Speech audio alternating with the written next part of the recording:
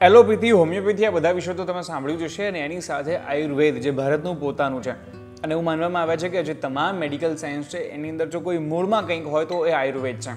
એટલા માટે આયુર્વેદની એક એવી વસ્તુ વિશે આજે હું જણાવવાનો છું જેને કળિયુગની સંજીવની કહેવામાં આવે છે.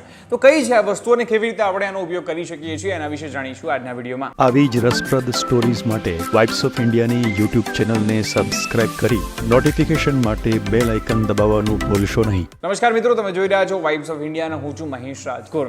તમે કલોંજીનું નામ તો સાંભળ્યું હશે. હવે આ જે કલોંજી છે એને આપણે મોટે ભાગે ઘણા લોકો કાળી ડુંગળી પણ કહેતા હોય છે.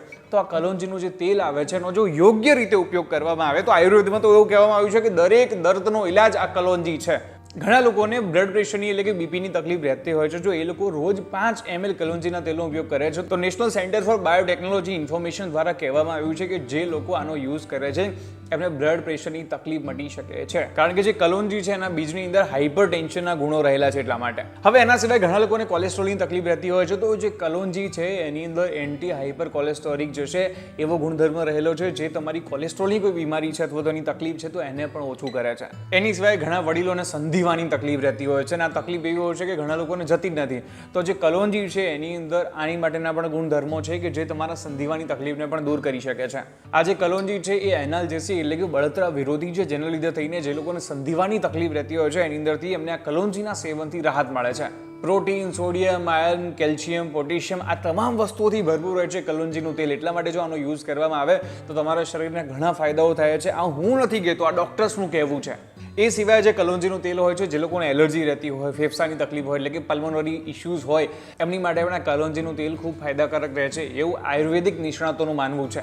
એના સિવાય પેટના દુખાવાની અંદર પણ કલોંજી રાહત આપે છે. જે કલોંજીનું તેલ હોય છે એની અંદર ગેસ્ટ્રો પ્રોટેક્ટિવ અસર હોય છે. એટલા માટે પેટની અંદર ગેસ્ટ્રિક મ્યુકોસલ હિસ્ટામાઇન જે છે એને ઘટાડવામાં મદદ કરે છે જેના લીધે થઈને ગેસ્ટ્રિક અલ્સર રહેતા હોય, પેટની અંદર કોઈ તકલીફ રહેતી હોય આ તમામની અંદરથી આ કલોંજીનું તેલ આપણને રાહત આપી શકે છે. આવા તો ઘણા બધા ફાયદા છે કલોંજીના તેલના. વખરતા વાળ અટકાવી શકાય છે, કોઈને ખીલ થતા હોય તો મટાડી શકાય છે.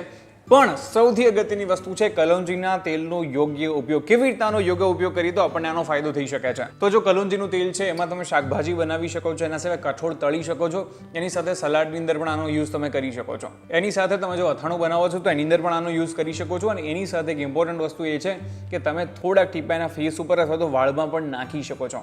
એની સાથે કલોંજી કેટલી માત્રામાં લેવું તો રોજ 1.5 થી લઈને 3 ml જેટલું કલોંજીનું સેવન તમારે કરવું જોઈએ. કારણ કે જો યોગ્ય ઉપયોગ ન કરવામાં આવે તો ક્યારેક તમને સ્કિનનું ઇન્ફેક્શન પણ થઈ શકે છે. એની સાથે જે ગર્ભવતી મહિલાઓ હોય છે એમણે કલોંજીના તેલનું સેવન ટાળવું જોઈએ કારણ કે એ એમના માટે એટલું બધું સારું નથી હોતું. પણ જે નોર્મલ વ્યક્તિઓ છે એ કલોંજીનું સેવન કરી શકે છે. આશા રાખું છું કે તમને બધાને વિડીયો ગમ્યો છે. વિડીયો ગમ્યો હોય તો શું કરવાનું છે, ચેનલને સબસ્ક્રાઇબ કરી દેજો ના કરી હોય તો. અને હું તમને મળતો રહીશ આવા જ વિડીયો સાથે વાઇબ્સ ઓફ ઇન્ડિયા ઉપર.